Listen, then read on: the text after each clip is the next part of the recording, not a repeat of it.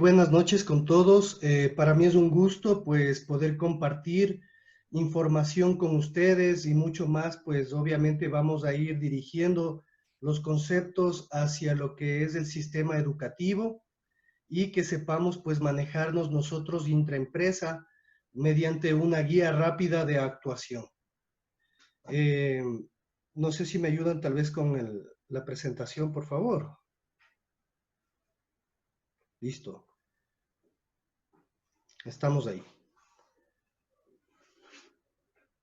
Bueno, como ustedes saben, aquí estamos gracias a ILAN Asesoría y Capacitación.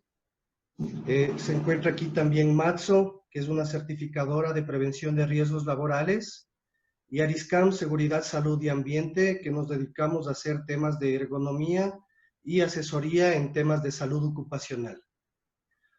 Pues permítanme indicarles estadísticas oficiales al día de hoy respecto a lo que es pues el coronavirus.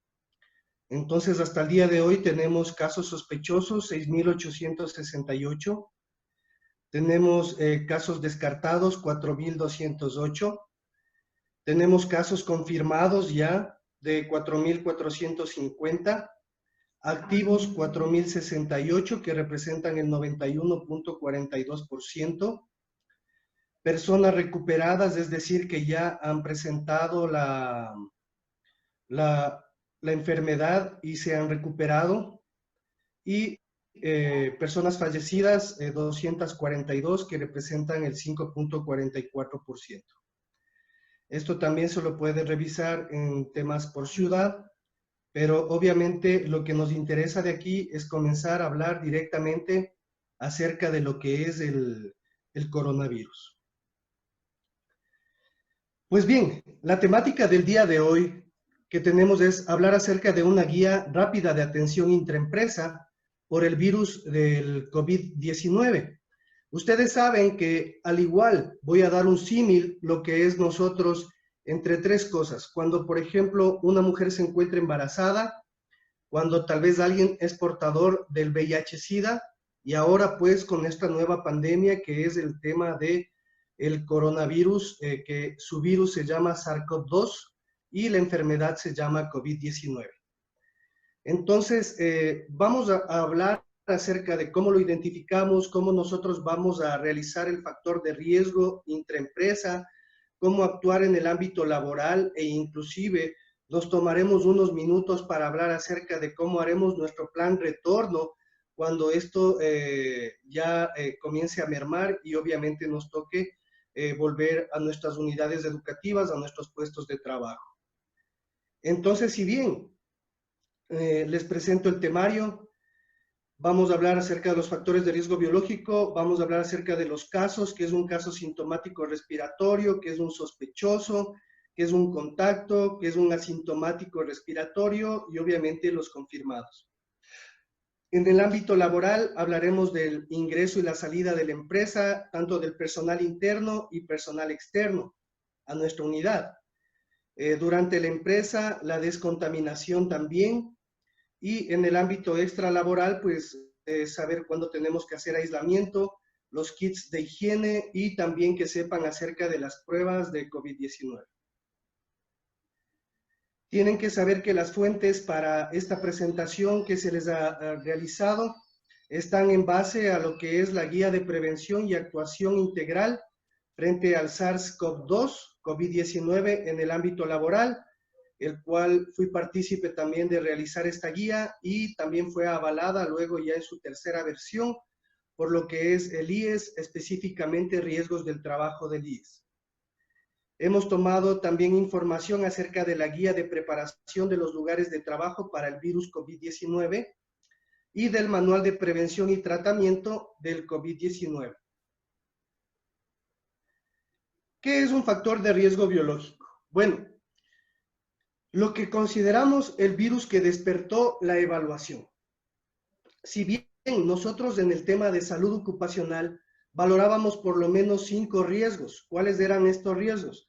Riesgos químicos, físicos, biológicos, ergonómicos, mecánicos y psicosociales.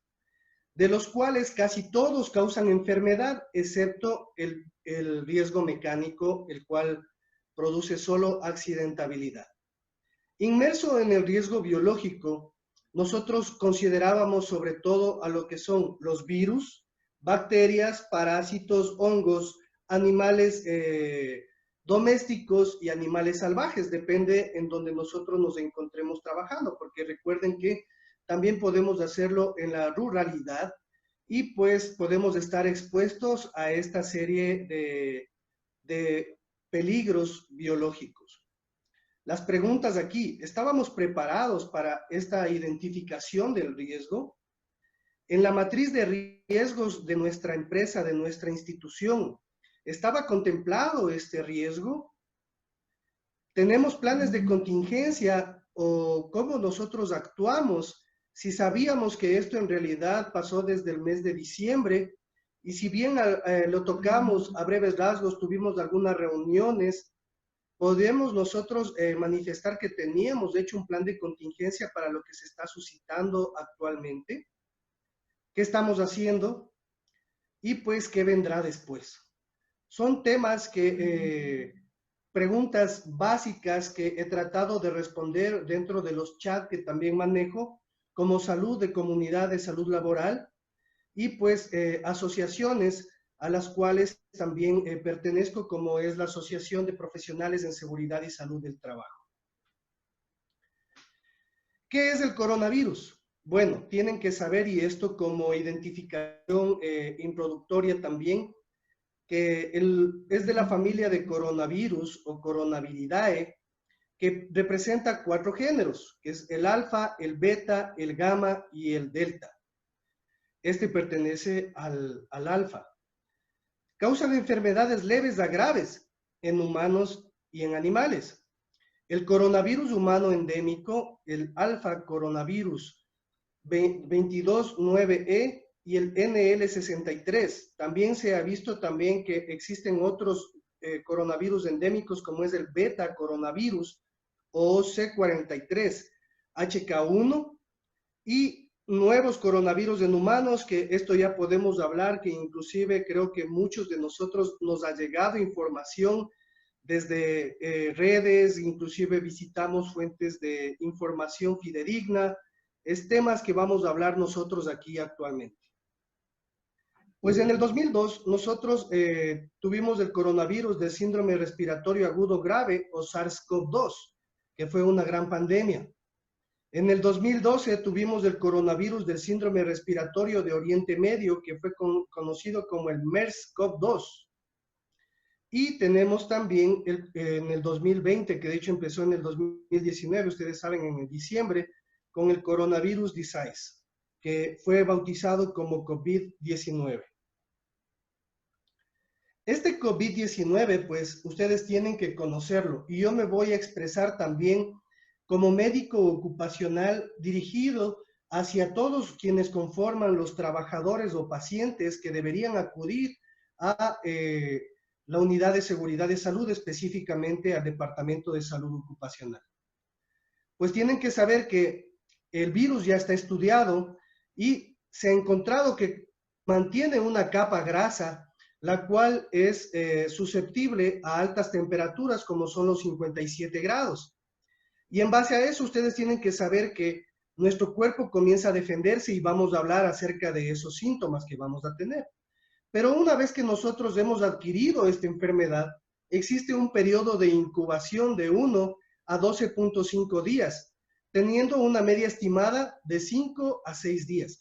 Es por eso que nosotros cuando vamos a hablar de aislamiento, les pedimos que por lo menos se haga el aislamiento de 10 a 14 días, siendo lo óptimo los 14 días, y vamos a ir platicando acerca de por qué el tema. El modo de transmisión, pues es obviamente por gotitas, por contacto, por fomites, es decir, las personas que nos mantenemos realizando también tos y expelemos micropartículas por las cuales pues una persona se puede contagiar. Tienen que saber que la tasa de letalidad es del 3%.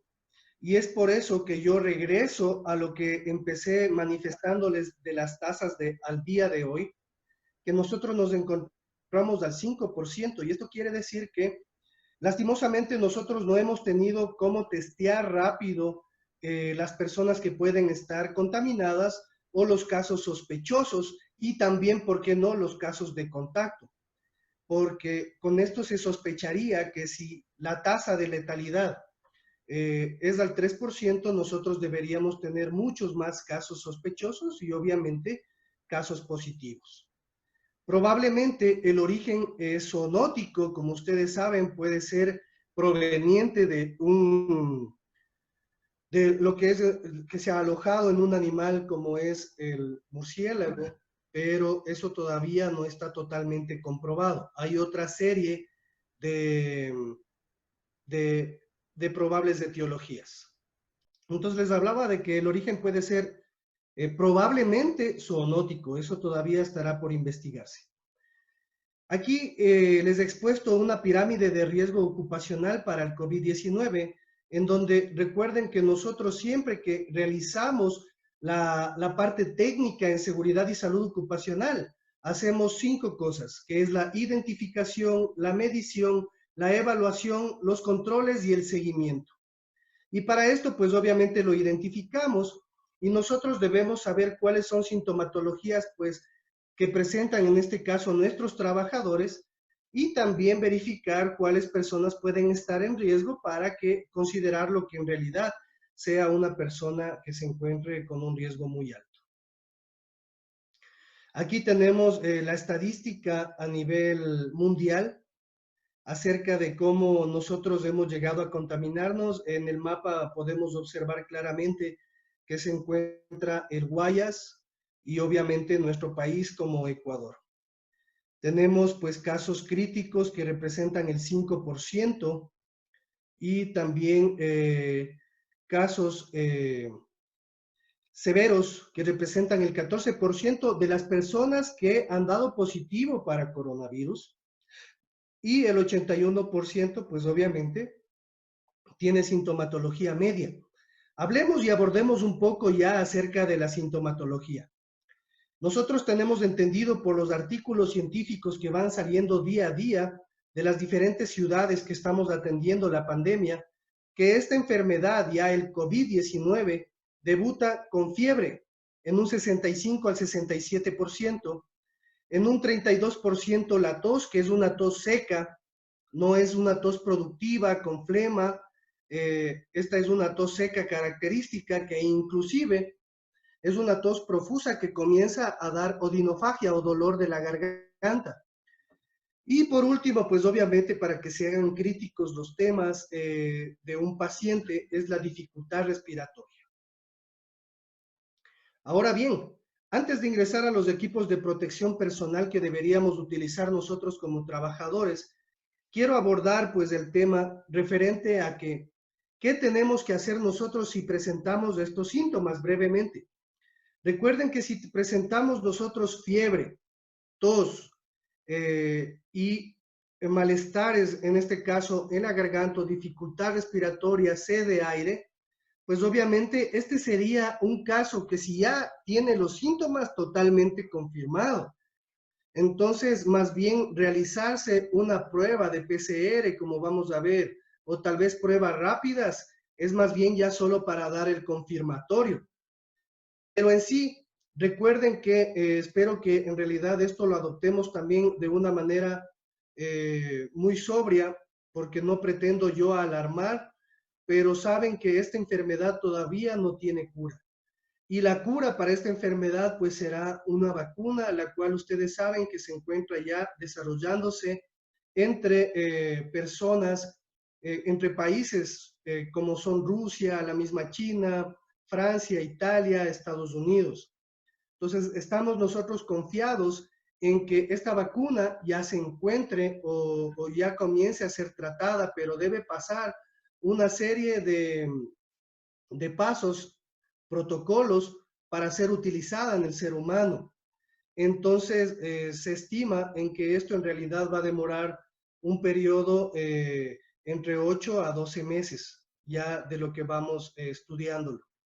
Entonces, al saber que no existe cura, El propósito de este webinar también es prepararnos, porque es muy probable que tal vez alguien de nosotros, alguien allegado, un ser querido, un amigo, pues obviamente pueda ser infectado por este virus, porque si bien este virus se infecta totalmente rápido, es como una influenza, como una gripe, tiene su poder de infección muy rápido, muy alto, pero su letalidad, como ya lo habíamos conversado, es baja y es algo a lo que nosotros debemos prepararnos, en este caso como pacientes.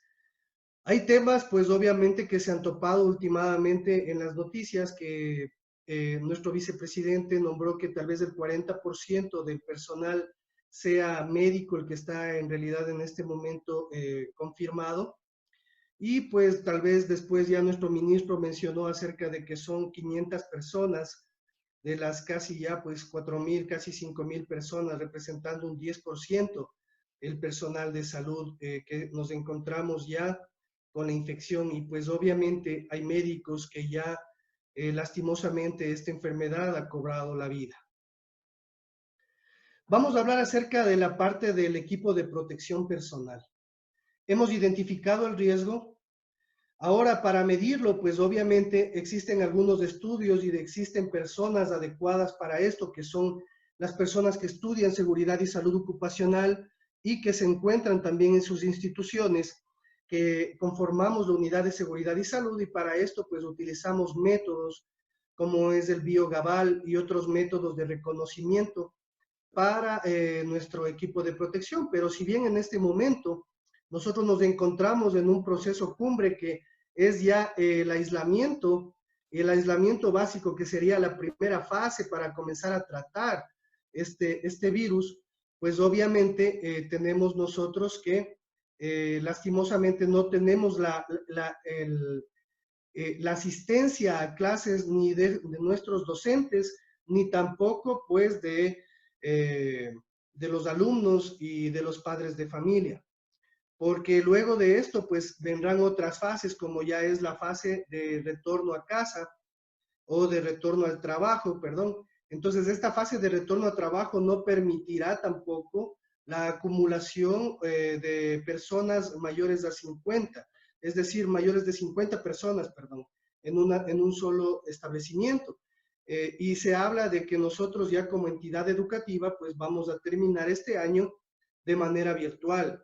Y podemos topar, si nos alcanza un poquito el tiempo, acerca de tópicos ergonómicos, o a su vez si ustedes necesitan otro webinar, pues vamos a hablar acerca de un webinar de tópicos ergonómicos, posturas, el diseño del puesto de trabajo a nivel ergonómico y psicosocial que genera pues realizar este trabajo, que en realidad representa un sobreesfuerzo para el docente. Entonces de esa manera lo identificamos, ahora lo evaluamos y damos controles. Esos controles pues obviamente nosotros trabajamos en seguridad y salud, primero en la fuente, en el medio y por último en el trabajador. Pero nosotros hemos visto pertinente ya que necesitamos equipo de protección personal, y por eso vamos a hablar acerca del kit de higiene básico que debemos tratar, porque hablando un poco de lo que vendrá, pues obviamente lo que vendrá es que no vamos a volver a la normalidad como era antes. Vamos a tratar de cambiar ciertos modismos que tenemos nosotros como ecuatorianos, pues en la manera de saludar ya no vamos a poder ser tan afectuosos, darnos siempre la mano, saludar con beso en la mejilla. Entonces son temas que nosotros en realidad vamos a cambiar en el futuro inmediato. Centrándonos un poquito en los equipos de protección personal o EPP, ustedes tienen que saber que inclusive para la unidad nosotros debemos precautelar por nuestro equipo de trabajo, por los docentes, por los trabajadores. Entonces, de esta manera, pues nosotros debemos recomendar la higiene de manos, como nosotros vemos aquí, ¿sí? La higiene de manos, ustedes verán que si bien este cuadro fue sacado para la parte hospitalaria y es avalado por la Organización Panamericana de la Salud, pues vamos a aterrizarlo también nosotros hacia nuestras entidades educativas, hacia nuestros puestos de trabajo. Y pues para eso vamos a manejar nosotros los escenarios, y vamos a hablar ya en breve momento acerca de los escenarios que tenemos nosotros respecto a los casos que presentaremos como pacientes. Si bien, pues un caso sospechoso o confirmado de coronavirus, debemos tener obviamente precauciones y estándares positivos y tratar de evitar el contacto y las gotitas o las microgotas que les mencionaba. Y si tenemos pues un caso sospechoso confirmado de coronavirus y procedimientos generadores de aerosoles, esto sobre todo es para las empresas que realizan salud, inclusive los que estamos comprometidos indirectamente con ella, como es la parte de guardianía, la parte de limpieza y pues obviamente las personas que acuden a estas instituciones de salud por la necesidad, en este caso de una enfermedad, sea común o sea en realidad por sintomáticos respiratorios. Entonces vamos a tomar ahí precauciones y estándares y obviamente vendrán otros temas acerca de los contactos por la generación de aerosoles que son. Entonces, de esta manera hemos nosotros acumulado una serie de equipos de protección personal como son batas, ¿sí? Y es muy probable que inclusive nosotros inmersos en la institución educativa, cuando ya lleguemos a esta tercera fase que ya es volver a lo que se puede llamar ya la normalidad, nos toque utilizar batas dentro de las instituciones, porque nosotros no podemos exponernos el trayecto que nosotros vamos a ir hacia el trabajo y lo mismo pues el retorno, ¿no? Que de ser suscitado esto, ustedes tienen que saber que la enfermedad del COVID-19 y esto mediante leyes que ya han sido marcadas por riesgos del trabajo del IES, es considerado un accidente laboral. Y al ser considerado un accidente laboral, pues obviamente se puede producir también in itinere. Las mascarillas, en donde vamos a hablar un poquito acerca de la mascarilla médica quirúrgica y también pues la N95 o también reconocido como respirador FFP de protección 2. Vamos a hablar acerca de las gafas, protectores faciales y guantes. Entonces, en nuestro caso, la mayoría como docentes, pues obviamente no sería necesario, a menos de que tengamos ya contacto o convivamos con una persona que tenga ya COVID-19, pues el uso de gafas y el uso adecuado de guantes, sin discriminar pues lo que ya hemos escuchado acerca de la higiene de manos. Entonces, en base a eso, el nivel de protección nosotros lo hemos dividido, y esto es para toda empresa, en un nivel de protección 1, 2 y 3. Y pues mediante eso, pues algunos utilizaremos, si de ser posible, gorros quirúrgicos como lo hacen en la parte hospitalaria, pero como les decía, y lo vamos a hablar dentro de nuestro kit de higiene personal, pues obviamente lo primero sería pues mantener mascarillas quirúrgicas. Tengo una pregunta de Ricky Ramos que dice, doctor, ¿nos puede ayudar con las normativas? Son las que menciono que están vigentes con respecto al COVID. Sí, hay varias normativas que nosotros vamos a irles respondiendo. Entonces les mencionaba que vamos a manejar en base a niveles de protección 1, 2 y 3. Y ahora pues la comunicación va a ser lo más importante, ya que la comunicación pues obviamente tiene que ser mucho más efectiva.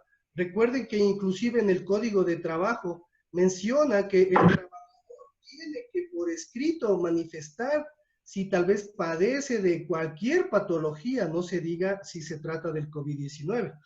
Entonces, vamos a ver cómo nosotros vamos a manejarnos la ropa de trabajo, tal vez al ir a nuestras instituciones y los guantes desechables, del momento que debemos utilizarlos o no.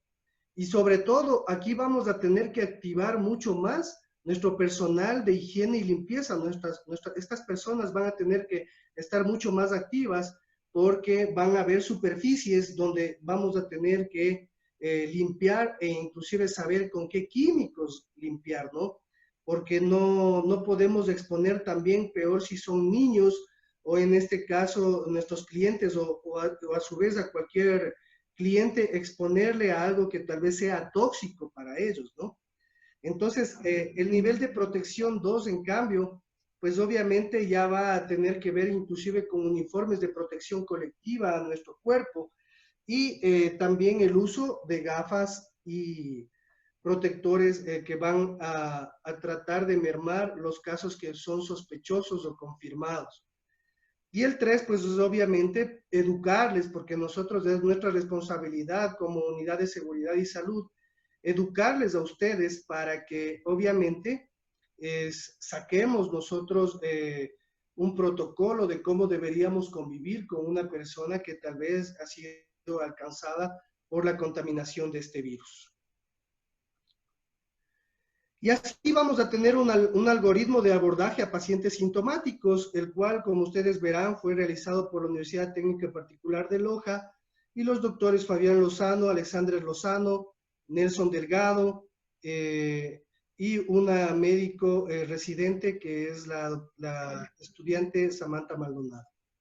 Y aquí nosotros vamos a reconocer ya temas leves, moderados y graves. Y es algo de lo que ya empezamos a abordar, ¿no? Empezamos a abordar sintomatología como es principal, que era la fiebre, la tos y la dificultad respiratoria. Pero tenemos también otra sintomatología leve que hemos escuchado, me imagino yo, por redes, y que es, por ejemplo, la anosmia, que es la dificultad para respirar y que inclusive ustedes saben que se puede empezar haciendo este tamizaje para verificar si una persona tiene la enfermedad, porque lo que nos interesa es saber si tiene, no si tuvo o si la superó, ¿sí? Nosotros lo que nos interesa saber es saber reconocer si tiene la enfermedad. Entonces tenemos también la diarrea, la dinofagia que les mencionaba, la cefalea, que es el dolor de cabeza, sensibilidad cutánea, astenia, náuseas, vómitos, febrículas. Entonces esas sintomatologías serían leves y para esto debemos tener un nexo epidemiológico. Y yo le agradezco en este sentido pues a mi equipo de trabajo, en este caso a la doctora Natalie Carrera, a la ingeniera y doctora también pues Erika, para que nos ayude también pues aquí con el chat, que bien les agradezco, ¿sí? Que nos estamos manejando. Pero es importante manifestar que nuestro trabajo, en este caso, con mi equipo, la doctora Erika Andrade, la doctora Natalia Carrera, que lo importante es verificar desde el momento leve, ¿no? Hasta los moderados, porque una persona que ya está grave, pues obviamente vamos a educar para que esta persona pueda convivir o a su vez sepa qué tiene que hacer para recuperarse de esta enfermedad. Y pues para eso lo que les mencionaba, ¿no? Si una persona en realidad ya es leve, y lo vamos a hablar, tiene que aislarse, ¿sí? Y para esto nosotros debemos tratarlo también como otros tipos de virus, como son los de la hepatitis, en el cual vamos a tener que manejar inclusive una misma vajilla para estas personas, ¿sí? Y tratar de no mantener contacto entre 2.5 a 3 metros de la persona que se encuentra infectada. Y pues estos síntomas, lo que vamos a realizar nosotros es que si ya tenemos síntomas leves, al mantener, ojo, síntomas leves, deberíamos solicitar nosotros ya pruebas de tamizaje. Y vamos a hablar también acerca de estas pruebas, acerca del PCR y las pruebas rápidas. Y en base a eso, pues saber si esta persona ya la tenemos que aislar. No si ya tiene síntomas moderados, como son la febrícula, la fiebre, la tos seca, la disnea o dificultad grado 1 y 2, y crepitantes a su vez en los pulmones. No se diga si tiene pues obviamente ya problemas de dificultad respiratoria, en los cuales ya tienen que ser atendidos en unidades hospitalarias, ¿sí? Y dependiendo pues la gravedad haremos un tratamiento domiciliario, un ingreso a hospitalización o una unidad de cuidados intensivos. Y pues sé que nuestras entidades están sacrificando mucho porque debemos inclusive ahora conocer cuáles son los hospitales que están trabajando solo sobre lo que es la parte de sintomáticos respiratorios y dónde podemos acudir nosotros para trabajar en lo que es pues nuestras enfermedades comunes, inclusive si tenemos enfermedades catastróficas, saber a dónde tenemos que acudir, porque si no más bien podemos estar acudiendo a un foco de infección y en realidad adquirir la enfermedad. Si me ayuda, doctor, medidas de protección que se debe tomar en cuenta a una persona hipertensa. Un saludo virtual desde la Joya de los Hachas. Un gusto para la Joya de los Hachas. Y sí, bueno, recuerden que las enfermedades catastróficas nosotros tenemos muchas, ¿no? Entre ellas la diabetes, la hipertensión, tenemos inclusive verdaderas enfermedades cardiopáticas que tenemos nosotros. ¿Qué es lo que tenemos que hacer para una persona hipertensa? Primero, no dejar de consumir su medicamento. Y como vamos a hablar, esto va a atacar nosotros, obviamente, a nuestro sistema inmunológico. Y nuestro sistema inmunológico cambia, es muy variable solo por el clima, por nuestra actitud diaria, por nuestro pensar diario, y pues obviamente porque nos encontramos con una de estas enfermedades que el medicamento que tomamos a veces nos baja un poquito la defensa. Yo no estoy en contra de que ustedes pueden consumir cualquier otro medicamento, sea pues obviamente registrado por lo que nosotros estudiamos como es la medicina basada en la evidencia o una medicación natural. Lo importante es que ustedes sientan que están ayudando también hacia tal vez los probables síntomas.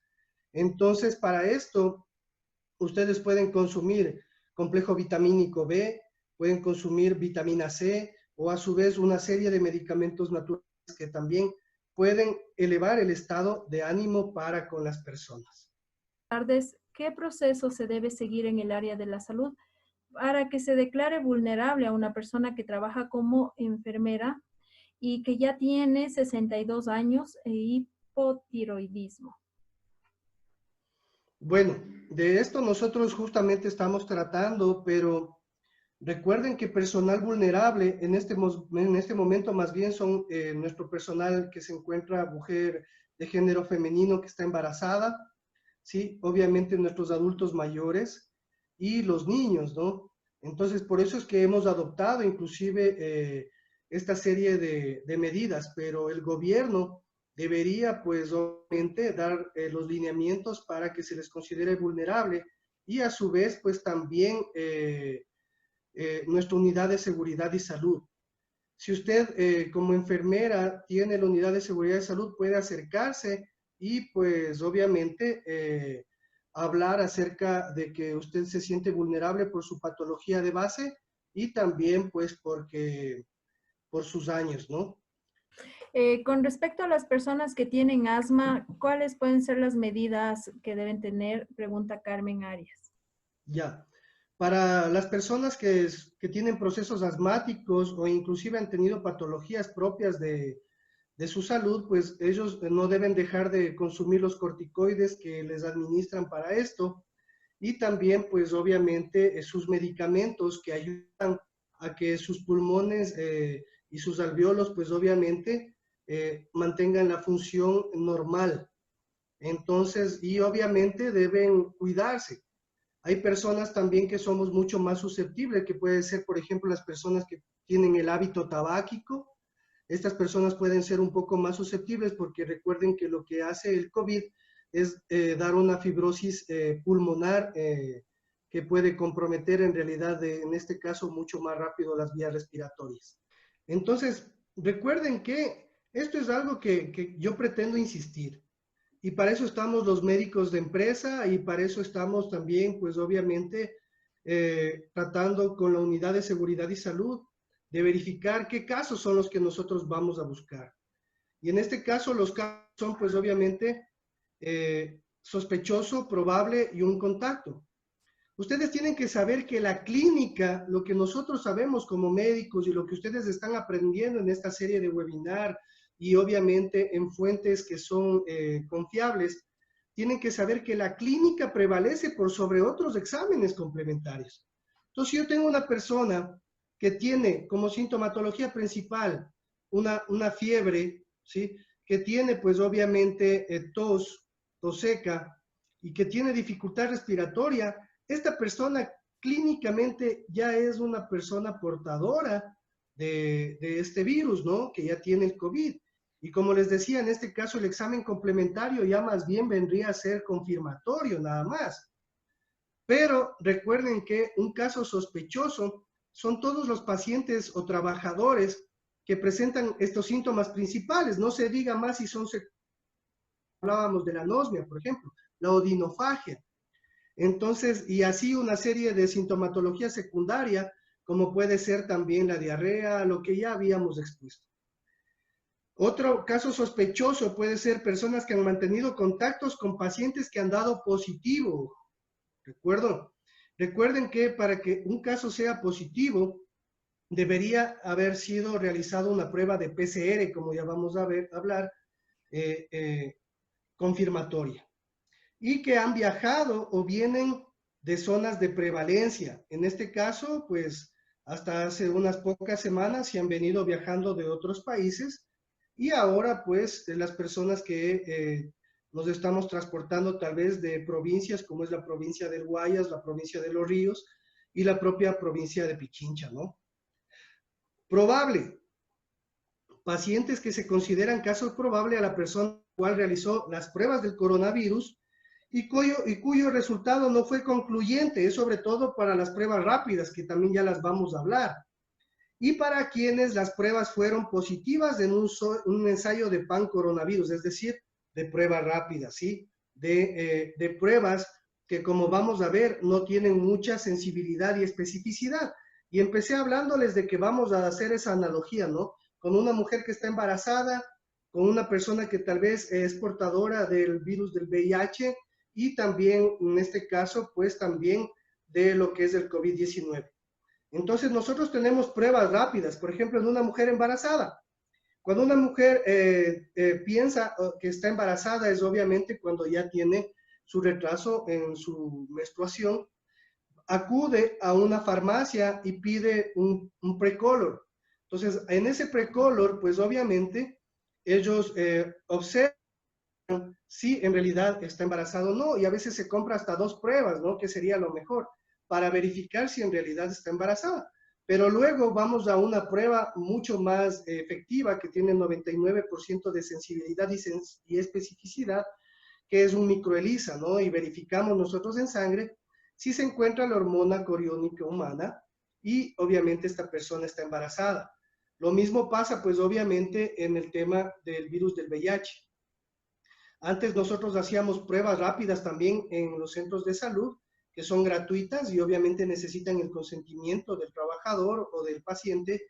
Y estas pruebas rápidas nosotros nos daban una sensibilidad, un confirmatorio que puede ser probable o no, porque recuerden que en base a la sensibilidad y especificidad, eso nos puede dar a nosotros falsos positivos o falsos negativos. Y esos falsos positivos, pues se discriminan en el momento que ya pasa a realizarse una prueba de sangre y que solo es realizada por el laboratorio del INSTE.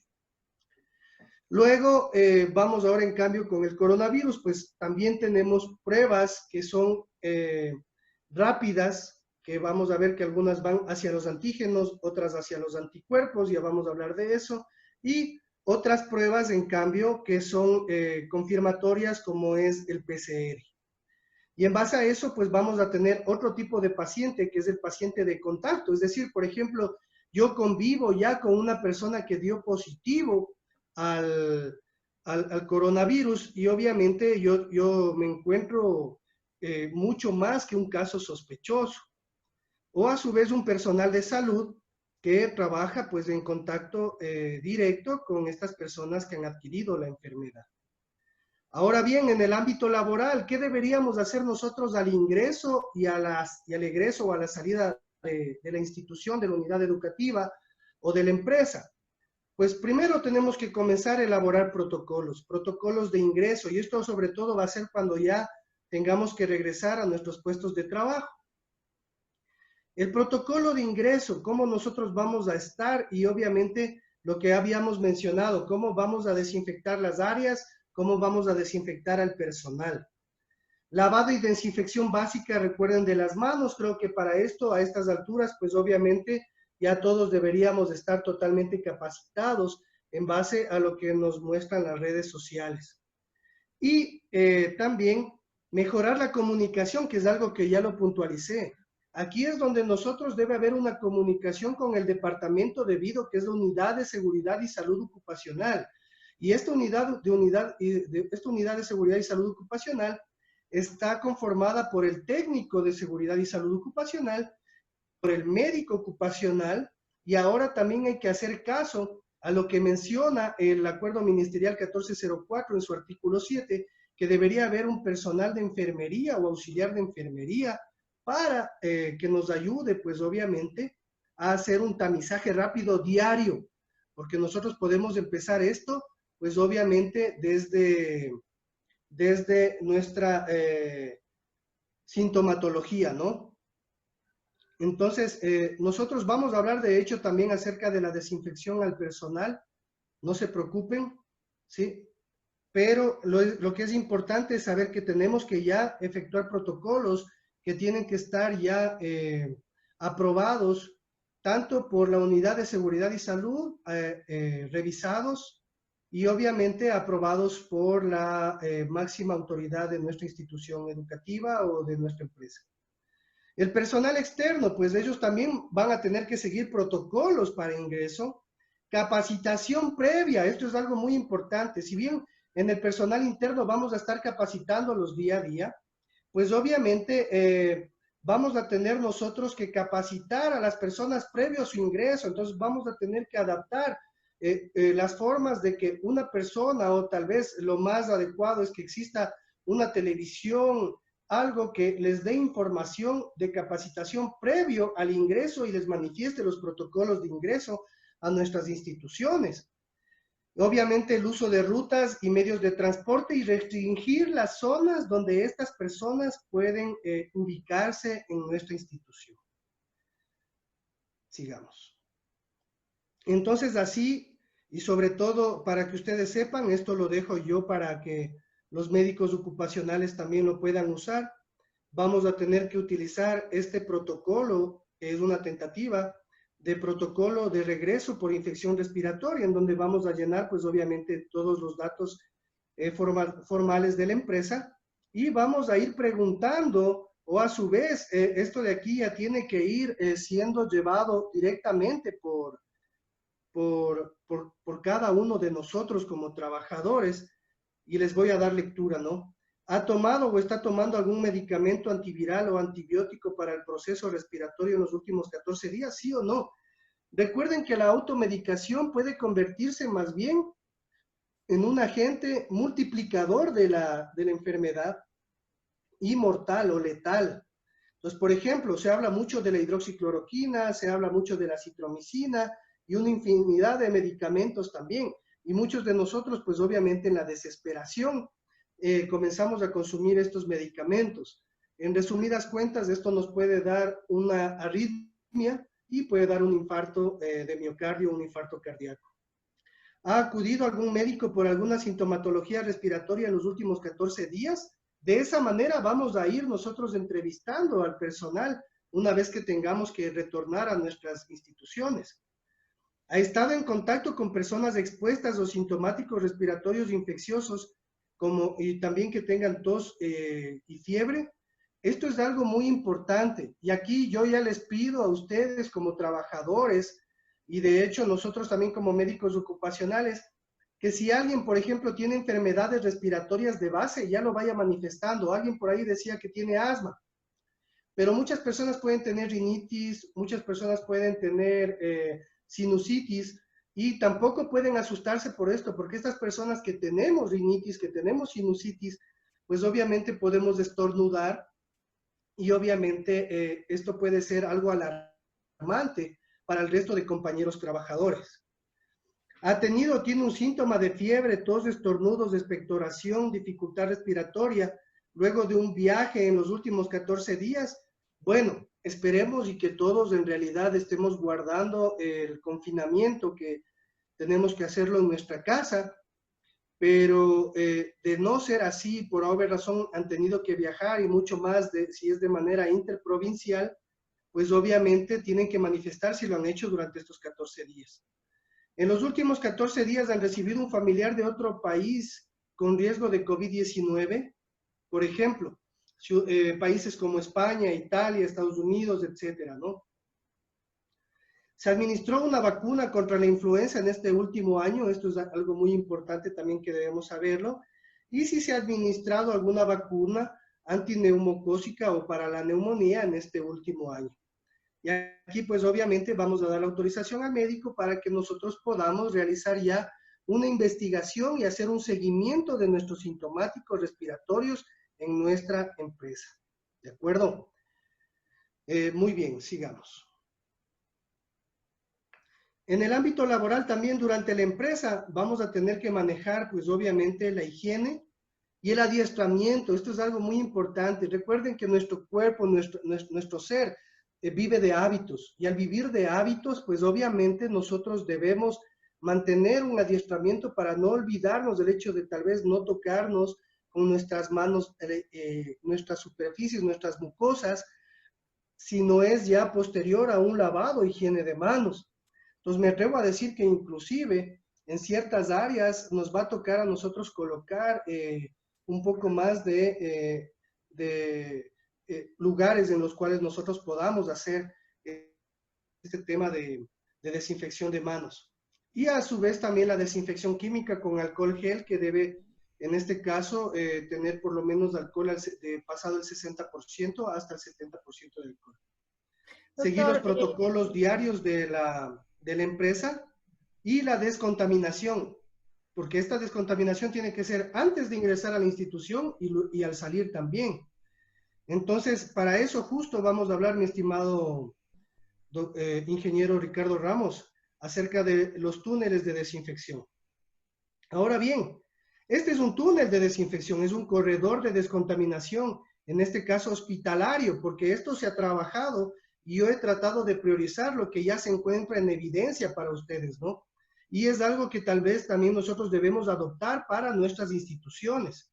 Entonces, aquí nosotros vamos a tener un supervisor de corredor de descontaminación, ¿sí? Vamos a estar aquí pendientes las personas que van a ingresar al corredor y vamos a tener, pues obviamente, primero una desinfección primaria, si cabe el término, que es el lavado de manos con alcohol gel. De esta manera, mi estimado ingeniero Ramos, pues obviamente se va haciendo efectivo y le agradezco, Ricardo también es parte de mi equipo de trabajo. Y pues obviamente también una desinfección gruesa en donde tenemos que retirarnos, sabernos cómo retirarnos guantes, tal vez si los estamos utilizando, retirar el equipo de protección personal o colocárselo de ser el caso, desinfectar la piel expuesta y depende, por ejemplo, si son personas, personal de salud, pues obviamente colocarse en los respiradores, ¿sí? Recuerden que los respiradores, pues los más adecuados son a partir de la mascarilla N95 y los respiradores que ya empiezan a partir de los factores de protección 3 o FFP3. Entonces, eso es lo que deberíamos mantener. Y por último, a pesar de que ya pasamos por este corredor, tenemos que hacer una desinfección fina. Nuevamente un lavado de manos, utilizar el alcohol gel y colocar la ropa limpia, sea para ingresar, como les dije, o para salir. Entonces aquí una propuesta, porque esto dependería mucho de cómo nosotros vamos a hacer nuestro plan retorno, sería pues todos ya comenzar a utilizar alguna especie de mandil para utilizar inmerso en nuestras instituciones, ¿de acuerdo? Y colocarnos pues obviamente mínimo una mascarilla, en este caso para el tema de educación, una mascarilla quirúrgica, ¿sí? Y si alguien tal vez tiene alguna sintomatología o convive con algún caso sospechoso, pues obviamente utilizar, de ser posible, una mascarilla N95. Ahora bien, aquí está un proceso de desinfección. Hay procesos de desinfección que se están haciendo inclusive manuales. Aquí hay empresas que ya lo están haciendo y pienso yo que va a ser un proceso en el cual pues obviamente tenemos que adiestrar también, porque recuerden que nosotros tenemos personal que va a acudir a nuestra institución y inclusive si se trata de niños, pues obviamente tenemos que tratar de que este proceso, este procedimiento no sea traumático. Y por eso es que vamos a tener que hacer estos túneles de desinfección y arcos de desinfección de ser necesario para ciertas áreas donde tal vez nos vamos a aglomerar o estábamos acostumbrados a aglomerarnos, como son por ejemplo los comedores. Luego, pues vamos a hablarles un poquito acerca de las pruebas de COVID-19, en donde vamos a hablar acerca de lo que es el PCR, los antígenos, o sea, estas son las pruebas rápidas que van hacia los antígenos y los anticuerpos. Entonces les voy a poner yo un video que me pareció muy, muy educativo y en base a eso, pues comenzaremos con la ronda de preguntas. respecto a mi tema sobre este webinar. Usted Claro, nos diga. recomendaba que las mascarillas que se pueden utilizar pueden ser quirúrgicas. Hosser dice, según NIOSH, las mascarillas quirúrgicas no son consideradas como protectores respiratorios. La presentación clínica, según la evidencia, se da forma asintomática también. Según ese dato, ¿no sería necesario que todos los profesionales de la salud deban utilizar mascarilla N95 como medida de protección estándar? Totalmente de acuerdo. O sea, el tema radica en que, bueno, si nosotros vamos a estar manejando ya personal que está directamente relacionado hacia una enfermedad, sí, porque ya en este caso nosotros tenemos ya personal de contacto, como les había mencionado, pero se ha demostrado inclusive en otros países que recuerden que estamos escasos tanto de mascarillas N95 como de mascarillas quirúrgicas, que inclusive el hecho de mantener una mascarilla, pues obviamente de las realizadas en casa, se ve que disminuye el fluido, el flushing que llamamos nosotros, que era de 2 o 3 metros. Entonces, eso es algo que nosotros tenemos que valorar. Ojo, esto si bien, como mencionaba, no es recomendado por NIOSH, ¿sí? Pero nosotros vamos a hacer un personal de contacto. Vamos a tratar de mantener intraempresa lo que es más personal que tenga en realidad, que no tenga ninguna sintomatología. ¿Y qué desinfectante es el más recomendado para las superficies? ¿Y cuál se podría utilizar para la desinfección de personas? Ejemplo, arco de desinfección. Ya, bueno, yo lo mínimo que les diría aquí, hay varios productos, ¿no? Y hay empresas que de hecho lo hacen.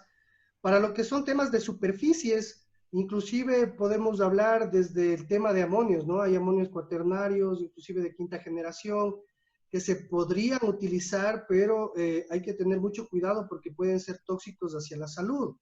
Y pues obviamente la desinfección básica, también existen químicos que podemos realizarlos en estos arcos, en donde inclusive yo me atrevería a decir que empezaríamos desde una solución jabonosa, ¿no? Que trate de cubrir las partes que más mantenemos nosotros descubiertos. O sea, podríamos utilizar implementos como cloro, también esta cuestión de desinfectantes que venden comúnmente en los comisariatos. Esto nos puede servir para la desinfección. Claro, a ver, vamos a hablar, si ustedes desean, también de un pequeño procedimiento de riesgo biológico en nuestro hogar. Y ahí, pues obviamente, el cloro al 10%, que es el cloro que nos venden a nosotros en las tiendas, es muy útil para nosotros realizarlo. Y pues la desinfección propia ya de uno en el hogar es la ducha y obviamente con jabón antibacterial.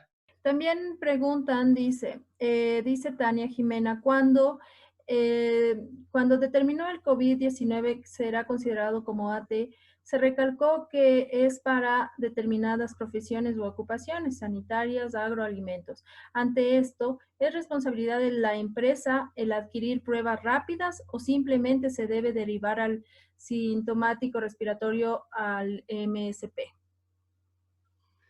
Bueno, esto todavía está en debate, es una muy buena pregunta, pero recuerden que nosotros las pruebas rápidas, como vamos a ver, no son tan sensibles y específicas.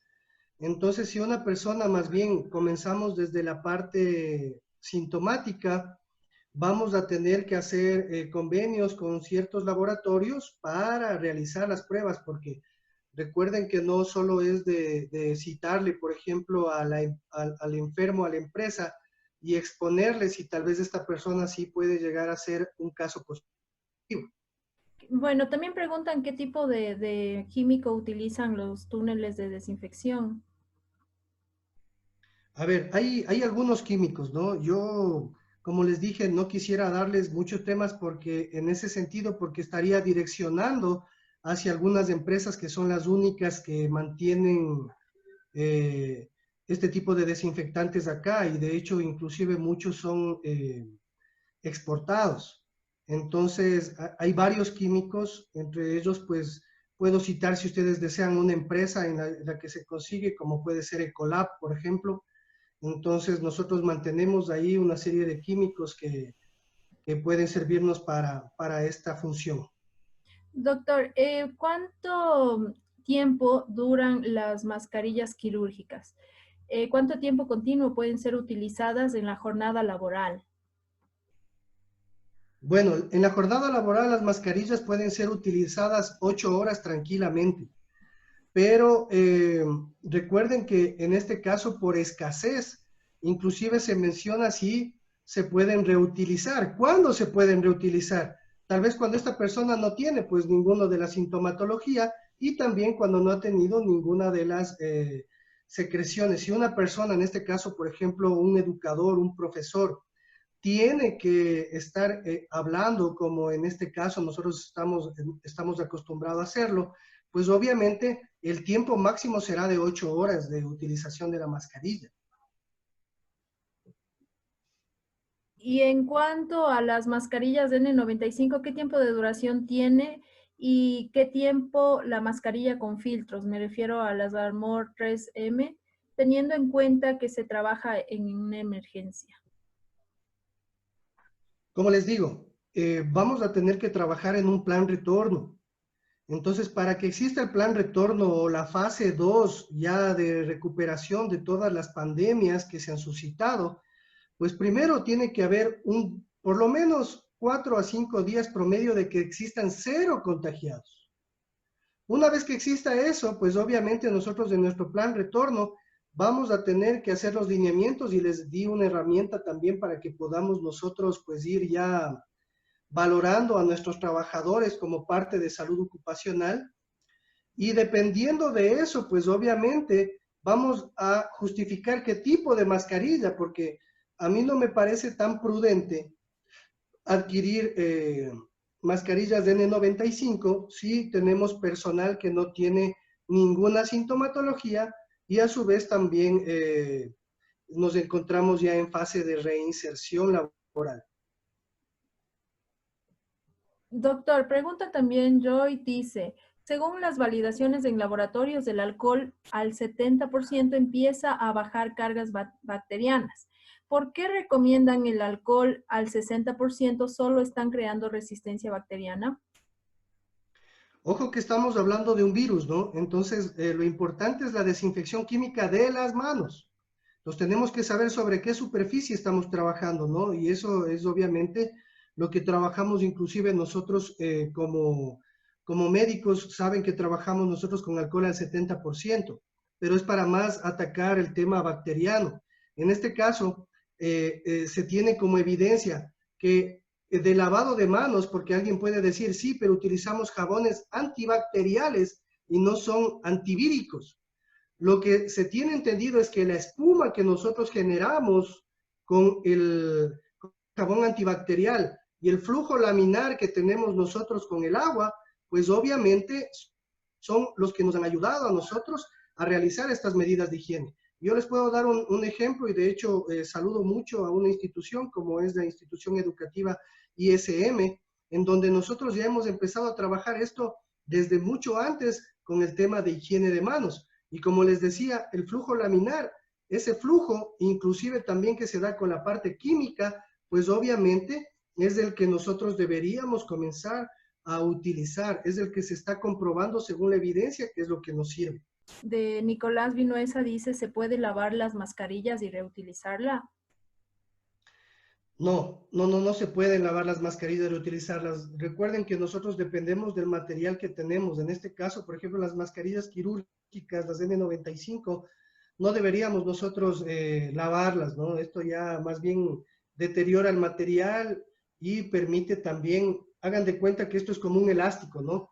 Entonces, al elástico, al estirarlo, porque estamos lavándolo, entonces van a pasar gotas de agua que son ya mucho más grandes, entonces van a ver mucho, el filtro ya no va a ser útil para lo que necesitamos. ¿Cómo se debería encarar el día 1 luego de la terminación de esta cuarentena? Con respecto a volver a las actividades normales, como tal vez ir en bus, llegar a su trabajo, ¿cómo se debe tomar este tiempo cuando ya termine la cuarentena? Como les dije, para que exista el día 1, y eso, ojo, es un concepto muy particular, Para que exista el día 1 tiene que existir un periodo de latencia de 0 contagiados nuevos.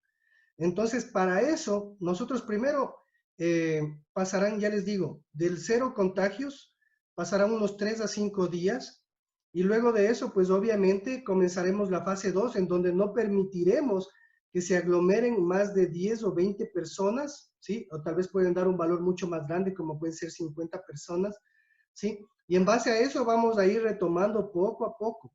Y sí, yo pienso que para eso ya se han tomado lineamientos en la ciudad de Quito, sobre todo, por ejemplo, que todos deberían ir sentados, pero a pesar de eso, recuerden que estamos nosotros no tan distanciados de una persona, porque deberíamos respetar por lo menos el 1 metro, ¿no? Y la ley que se ha colocado el día de hoy, bueno, últimamente, que es el uso de la mascarilla quirúrgica.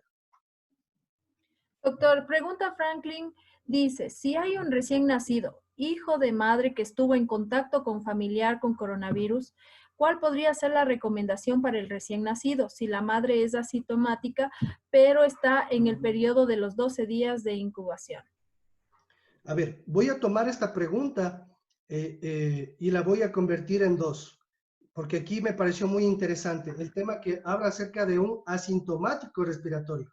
Y eso es verdad. Puede haber una persona que su nivel inmunológico es tan grande que solo presenta ciertas febrículas, ciertos temas que tal vez a esta persona le da solo simplemente como una cierta gripe, y puede ser un sintomático respiratorio que puede estar contaminando a algunas otras personas. Ahora bien, respondiendo a la pregunta, si hay un recién nacido que que su madre estuvo en contacto con un familiar que dio positivo para coronavirus, que es lo que entendí, ¿sí? Lo que deberíamos de ser posible es obviamente aislar a esta persona y también al niño, ¿no? Porque separarle en este caso, yo sé que suena en este momento un poquito fuerte el tema, pero hasta que no sepamos si esta persona en realidad es positiva, lo básico es hacer el aislamiento, ¿no? Doctor, ¿y cuál sería el proceso para aislar a un familiar que ya dio positivo dentro de nuestro hogar? Como les dije, no necesariamente tiene que ser positivo. Si el médico ocupacional o el médico, en este caso de cabecera de ustedes, ya mediante la sintomatología principal, mediante la sintomatología secundaria, el examen físico en los pulmones, considera que esta persona tiene que ser aislada, pues esta persona tiene que irse a un lugar en el cual tenga su baño propio, utilice su misma vajilla, como les dije, la ropa, la vajilla esta que les mencionaba, tiene que ser de ser posible hervida, porque les decía que el virus tiene una capa de grasa y esa capa de grasa se vence o se rompe a partir de los 57 grados. Nuestro cuerpo normalmente trata de subir la temperatura, por eso es que comienza a subir la temperatura corporal, porque sabe defenderse y quiere hacer eso. Pero nuestro cuerpo lastimosamente a partir de los 38, 40 grados ya no comienza a tolerar y se comienza a descomponer, si cabe el término. Entonces, nosotros en este caso a esta persona lo que tenemos que hacerle es pues lavarle la ropa, la vajilla, de ser posible hervida, porque recuerden que en la ciudad de Quito y en el Ecuador aproximadamente la media es de que el agua hierve a 100 grados centígrados. Entonces, tenemos que aislarle totalmente y estar pendiente de los síntomas. ¿Cuáles son los síntomas? Fiebre, tos, si tiene esto, o la odinofagia. Lo más recomendado es paracetamol. Y si en realidad comienza a tener dificultad de aire, pues tenemos que consultar ya con un médico, porque aquí va a funcionar mucho el tema del médico a domicilio, ¿no? Y vamos a tener que guardar mucho de estos temas porque tenemos que verificar que la persona se encuentre bien tratada y sobre todo no entrar en desesperación. Si una persona entra en desesperación, pues obviamente esa desesperación que le pasa y al ver, porque ya les digo, no se dejen llevar de los temas, de todos los temas que dan en las redes sociales, de temas de Nostradamus, de temas ideológicos, etcétera. Ya les digo que la letalidad bordea el 3%. ¿Sí? Entonces es mínima, pero la gente como se desespera, y en este caso más nuestros adultos mayores, hay personas que en realidad, inclusive por su edad y porque ya no tienen la misma vigoricidad, pues obviamente estas personas deciden no respirar y ahí es cuando sobrevienen los problemas. ¿Usted cree que para precautelar la salud de los compañeros de trabajo de la propia población, considerar un triaje a través de telemedicina? Pregunto esta situación por cuanto el personal a mi cargo son quienes cobran el pasaje en las paradas, en cabinas, y para no tener a un sintomático respiratorio tendrían que desplazarse en un bus articulado. Es por ello considero prudente la telemedicina. ¿Usted qué opina? Bueno, de igual manera, a esta pregunta la voy a dividir en dos. Primero, la telemedicina. Lo que nosotros estamos realizando ahora con la videollamada, con las llamadas, eso en realidad no es una telemedicina efectiva. Pero si bien tenemos que comenzar por algo, nosotros con nuestros médicos ocupacionales en las empresas ya hemos comenzado nosotros a hacer un tamizaje con lo que les acabé de mostrar en esta presentación. Entonces, de esa manera vamos a ir llevando una estadística. También hemos hecho chats en los cuales nosotros manejamos directamente con el único administrador que es el médico, en donde nosotros les pedimos tres cosas, que son, primero, tiene que presentarse y en este momento, para ejemplo, y si ustedes lo prefieren, lo quisieran retomar en sus instituciones, lo pueden hacer, pues se trata de esto. Entonces, hacen el audio y dicen, muy buenos días, a primera hora de la mañana. Muy buenos días, soy Leonardo Nolivos, con cédula de identidad 1713-266995. Manifiesto que no he tenido sintomatología principal, es decir, fiebre, tos ni dificultad respiratoria, ni sintomatología secundaria, y no he tenido contacto con personal sospechoso. En este momento voy a hacer mi respiración o mi ejercicio respiratorio diario. Respiran profundo, cuentan hasta el 5, exhalan y otra vez inhalan, cuentan hasta el 5, exhalan, así mínimo 3 veces. Voy a hacer una yo. 1, 2, 3, 4, 5, exhalo. Y eso me dejan a mí por un audio de mi WhatsApp y obviamente yo voy manteniendo un tamizaje diario para saber si en realidad, primero las personas, como ustedes comprobarán, ya van adecuándose más a la educación frente a este virus. Y segundo, pues obviamente vamos nosotros manejando un tamizaje de que las personas van refiriendo de que no tienen contacto ni tampoco tienen sintomatología. Doctor, si una persona tiene alergia al paracetamol, ¿qué medicamento sería el indicado para darle? Mariana Pérez pregunta. Bueno, en este caso de personas alérgicas, como les dije, no quisiera hablarles aquí mucho de medicamentos porque comienzan ustedes a especular en medicamentos y comienzan a tener un botiquín en casa. Algunos ya tendrán comprado la hidroxicloroquina y ustedes tienen que saber que este medicamento, inclusive para ciertas enfermedades, como es el lupus eritematoso sistémico, sirven y las personas que tienen esta enfermedad no pueden conseguir el medicamento. Entonces, más bien, si una persona es alérgica al paracetamol, recuerden que ustedes tienen el médico de empresa y a su vez, cómo manejar, mediante él van a manejar esta sintomatología. Sí, sí se tendría que hacer un tipo de checklist de que si la persona ha presentado algún síntoma de COVID o influenza, pregunta Renato. Renato, en este momento les acabé de dar dos, ¿no? Yo les presenté un checklist que va a ser ya cuando sea el plan retorno y a su vez les acabo de dar en este momento lo que yo estoy haciendo con los trabajadores de nuestras dependencias en los cuales hemos creado un chat y las personas se identifican, dicen que no han tenido sintomatología principal ni secundaria y obviamente hacen el ejercicio respiratorio que les decía que es inhalar profundamente, contar hasta el 5 de manera pausada y exhalar. Buenas noches, gracias por compartir la información. En las empresas públicas que brindan servicios ciudadanos, ¿se podría considerar alguna corresponsabilidad para implementar las medidas de protección con instituciones como la Secretaría de Salud de Quito? Claro, eso de hecho se va a hacer, eso es inaludible, eso de hecho se va a hacer. Bueno, en base a eso, pues obviamente esto ya es más un tema sanitario, ¿no? Y tendremos que realizar el procedimiento debido, que es la sensibilidad y el adiestramiento para que existan equipos, para que se desarrollen para hacer este tema, ¿no? Eh, en realidad esto ya es competencia del órgano mayor que es el Ministerio de Salud Pública. Buenas noches. Le había preguntado sobre pacientes diabéticos. Tenemos algunos compañeros que son diabéticos. ¿Qué medidas se debe tomar en este caso? Primero, como les decía, consumir bien sus medicamentos, alimentarse bien, tratar de hacer ejercicio mínimo 30 minutos al día, hacer ejercicios respiratorios y sobre todo mantener la calma. Recuerden que el 20% de todas las enfermedades en el mundo son psicosomáticas. Entonces, a veces nosotros mantenemos esa premisa de que tal vez alguien ya se contaminó y que nosotros también, pues obviamente, vamos a ser contaminados. También hay una pregunta que dice que cuando regresemos a nuestros sitios de trabajo se debe realizar algún tipo de fumigado en las áreas de trabajo y en caso de ser recomendable, ¿qué tipo de fumigación o químico se debería usar?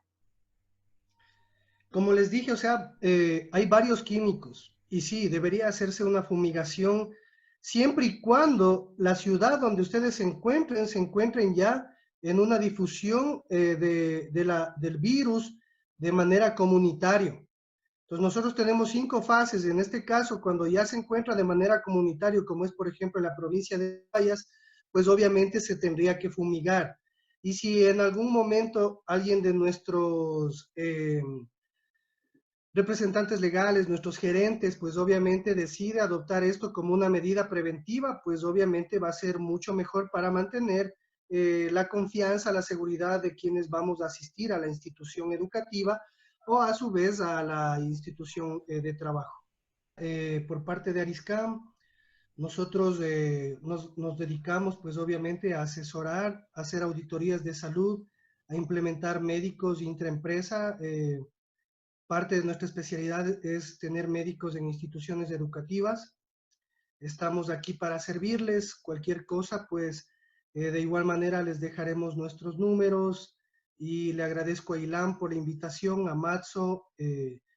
Estamos a las órdenes y si desean otro webinar, como habíamos mencionado acerca de ergonomía, estamos aquí a sus órdenes.